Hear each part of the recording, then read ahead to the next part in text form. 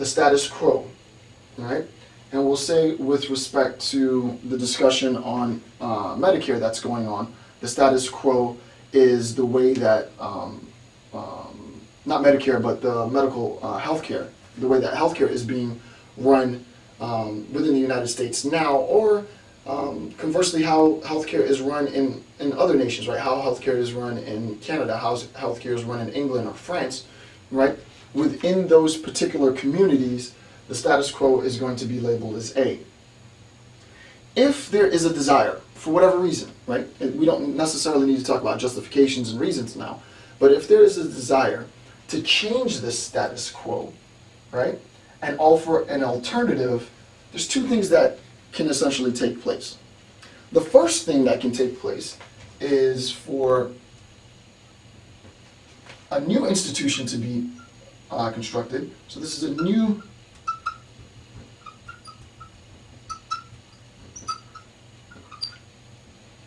institutional support. Instead of the regular institutional support, new institutional support, and instead of the status quo being the expectations of the population, what I'm going to do is I'm going to change the expectations of the population, right? I'm going to offer something different. So what ends up happening, if you were to think of this being sort of visual, right? And also imagine that this is like this structure, this paradigm, and this is actually called a paradigm.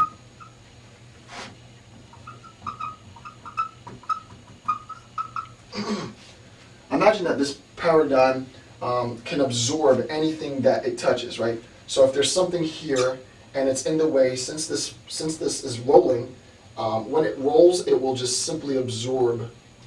It will simply absorb whatever is in its way. This thing will be assumed within, right? This is sort of like an idea of how it goes. I can't animate it, right?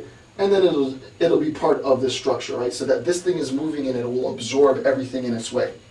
Well, obviously you're going to see that there's going to be a conflict, because what ends up happening is that B is approaching A, this new paradigm, this new thing is approaching the status quo. This new institution is supporting the existing institution, and what ends up happening is a threat, right? A threat is posed, right? So a threat is posed by institutional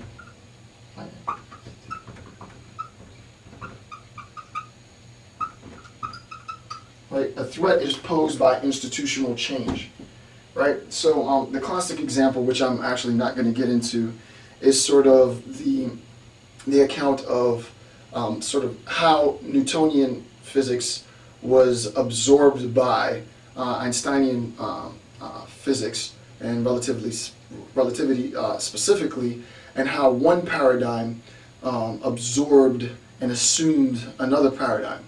But it's not so much that one paradigm absorbs and assumes another paradigm. There's quite a bit more to it, right? Because what's happening in this experience is that B is encroaching. C, yes.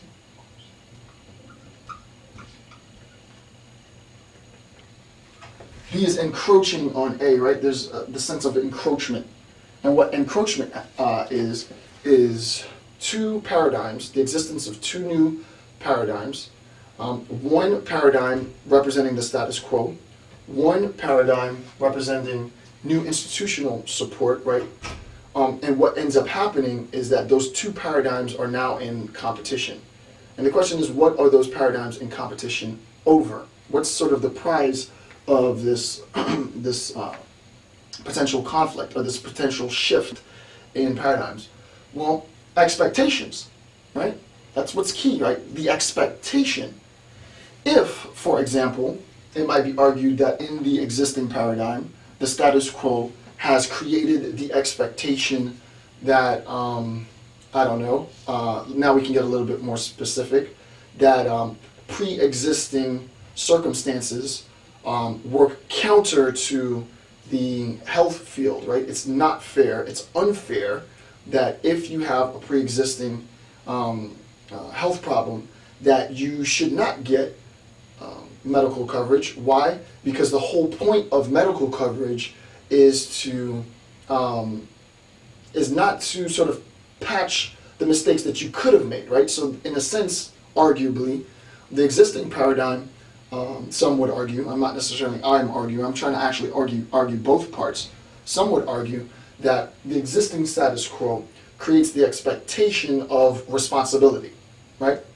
You as the person who could potentially be sick should live your life in such a manner that you go to the doctor with frequent regularity so that you don't have a pre-existing situation, right? It's not fair for you to have something that's already existent and then expect someone else to pay for something that you could have arguably prevented, right?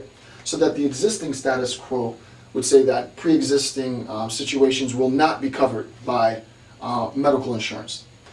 A new paradigm arises, and this new paradigm wants to change that expectation, right? And who's that expectation geared towards? That expectation is geared towards the population, right? The population has this understanding. We all know if you work and you have a job and you pay medical insurance, that if you have a pre-existing situation, there's a lapse in your employment, you go a year or 2 years without work, and in that year or 2 years, you end up getting sick. When you get a job again, and you try to get coverage, or you try to take care of something that happened while there was a lapse in your insurance, that they're not going to pay for it, right? You're going to have to come out of pocket. I mean, this is nothing new. I'm not saying anything new. We all know that. The institution has created that expectation within the population because we understand the rules of the institution. Now, if someone is saying that they want to change the institution, right, so that new support is geared towards the population, then also our expectations will change, right? So the expectations might become, in theory, the expectations might become, well, why would that be fair? I worked for 20 years, I contributed, I paid tax dollars, I pay federal dollars, I pay Social Security dollars, and 2 years go by, in probably the worst recession since the Great Depression. I have a lapse in my employment, I was terminated, I lost my job, whatever, I don't have coverage, and now I got a job, luckily, I'm glad that I did. But in that year and a half, 2 years where I was without coverage, I got sick. Something happened to me. And now I need to get that taken care of, and I want to get it taken care of, but they're telling me that it's pre-existing. If the new institution is saying that we'll cover that pre-existing situation, you can see how this is going to be a dramatic difference from the status quo. Right? This is completely different from the status quo. This doesn't exist in the status quo. So what ends up happening is that the new paradigm is seeking to determine what the status quo is. So you'll have competition over the status quo. Who's going to determine? Is the current paradigm going to determine what the status quo is and thereby create the expectations of the population? Or is B, this new paradigm, going to determine? So there's two ways to go about talking about this. The first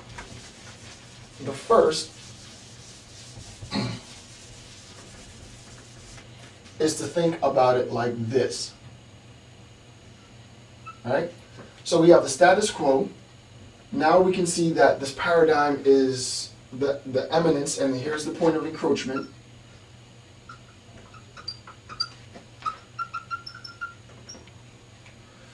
So here's the point of encroachment, and this is labeled as A and B, and then here's B.